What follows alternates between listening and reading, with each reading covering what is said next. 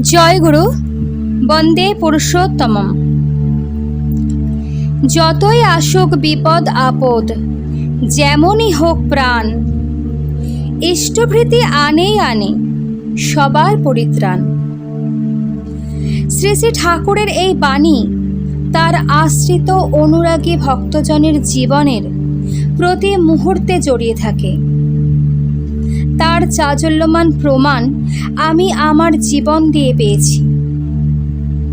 এখানে আমি বা আমার বলতে লেখক শ্রী সমীর পাত্র মহাশয় পরমপিতার দয়া কিভাবে লাভ করেছিলেন তারই জীবনের অতি বাস্তব দুটি ঘটনা উল্লেখ করছেন। আমি দীক্ষা নিয়েছি সপরিবারে 2003 সালে এবং সস্তায়নী নিয়েছি 2010 সালে। নিয়মিত ইষ্টভৃতি, প্রার্থনা, নাম ধ্যান সঠিকভাবে পালন করার নিরন্তর চেষ্টা করি। আমার জীবনে শ্রী শ্রী ঠাকুরের দয়ার শেষ নেই। তাঁর দয়াতেই আমি এখনও সুস্থভাবে জীবন পথে চলছি। তবে দুটি বড় ঘটনায় আমি আমার জীবনে শ্রী শ্রী ঠাকুরের আশীষ আরও গভীরভাবে অনুভব করেছি। সেই সম্পর্কেই আলোকপাত করব। আজ থেকে প্রায় বছর 6 আগের ঘটনা। আমি কলকাতায় এলগিন রোডের কাছে এক বেসরকারি অফিসে চাকরি করি। এরকমই একদিন অফিস টাইমে অফিসে গিয়ে শরীর খারাপ লাগায় নিজেই অফিস থেকে বেরিয়ে ওষুধ আনতে যাই। এলগিন রোডের ওই ব্যস্ততম রাস্তায় হঠাৎ করে পড়ে গিয়ে জ্ঞান হারাই। রাস্তার মাঝে পড়ে আমি। আমার দুই ধার দিয়ে ক্রমাগত গাড়ি দ্রুত বেগে ছুটছে। ওই অজ্ঞান অবস্থাতেই আবছায়াভাবে অনুভব করি দুজন সাদা ধুতি ও জামা পরা মানুষ আমায় কোলে করে ট্যাক্সিতে তুলে দেয় এবং শুনেছি তারাই পিজি হাসপাতালে ভর্তি করে দেয়। পিজিতে হঠাৎ করে কোনো রোগীর বেড পাওয়া যায় না, কিন্তু ঠাকুরের দয়ায় আমি বেড পেয়েছিলাম।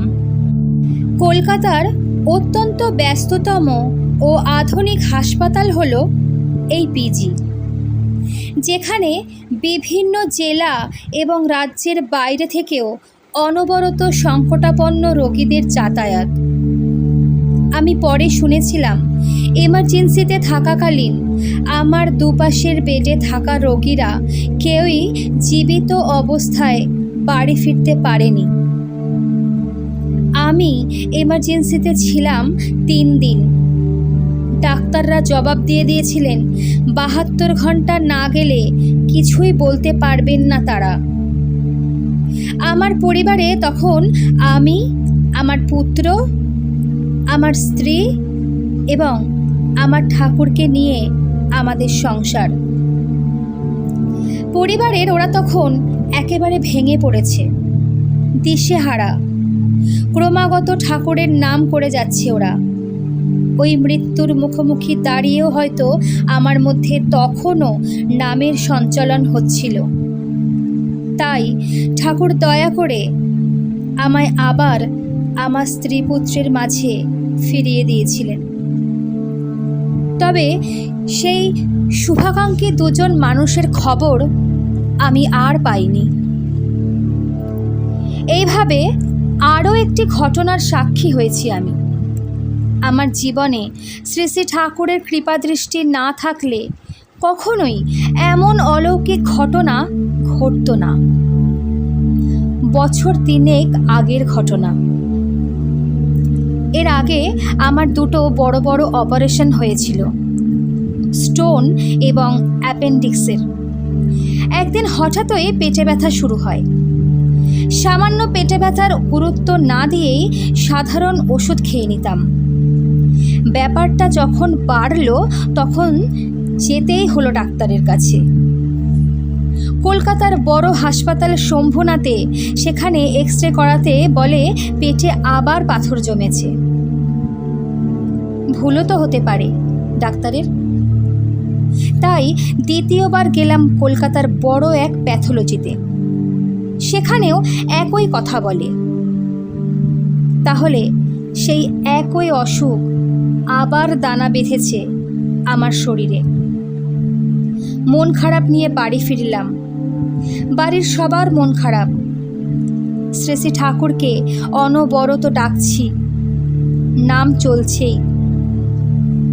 ওই দিনই রাত 2টোর সময় হঠাৎ ঘুম ভেঙে গেল।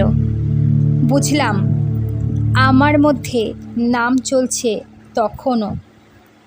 কাতরভাবে ডাকছি ঠাকুরকে, এই শরীরে আর কাটাছেঁড়ার ধকল সইবে না প্রভু, তবে তোমার ইচ্ছেই আমার ইচ্ছে হোক। মনের মধ্যে প্রশান্তি অনুভব করলাম। পরের দিন বাড়ির সকলে আবারও একবার এক্সরে করানোর কথা বলল আমায়। এবারে গেলাম পিজি হাসপাতালে। অ্যাপয়েন্টমেন্ট নিয়ে পিজিতে গেলাম। 2-3বার এক্সরে করার পরও ঠিক কী জিনিস আছে পেটে তা বুঝতে না পারায় তারা কনফার্ম হলো না। 4র্থবারের বেলায় এক্সরে করিয়ে কনফার্ম হয়ে জানায় আমার শরীরের মধ্যে পাথর জাতীয় কিছুই নেই। গোটা কয়েক ওষুধ দিয়ে বলল আমি সুস্থ আছি। এও যেন আমার জীবনে তার এক অলৌকিক লীলা। তার দয়াতেই এখন আমি আমার স্ত্রী, পুত্র, বৌমাকে নিয়ে খুব ভালো আছি। তাই পরম দয়াল শ্রী শ্রী ঠাকুরের চরণে প্রার্থনা, তার দেখানো পথেই যেন জীবনভর তার নির্দেশ পালন করে যাওয়ার চেষ্টায় আমি ব্রতী থাকি।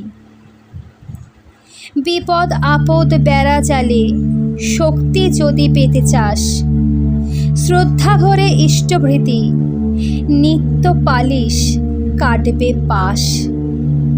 জয় গুরু।